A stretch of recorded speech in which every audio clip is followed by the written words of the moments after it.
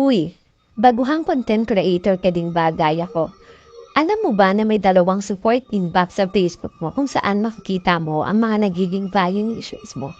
Baka kaya hindi ka pa na-approve sa ads on Reels mo kasi hindi mo pa nag-check to. Halika, ituturo ko sa iyo. Okay, go to your home screen and then select the three lines.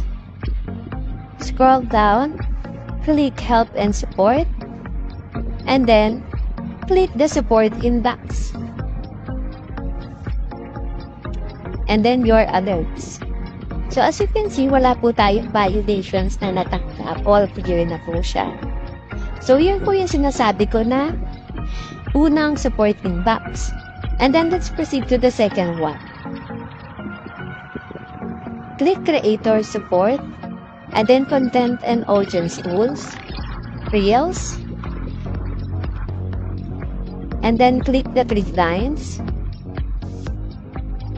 and then click Support Inbox, and then your alerts. So, ayan po, wala rin po tayong violations. Yan naman po, thank you.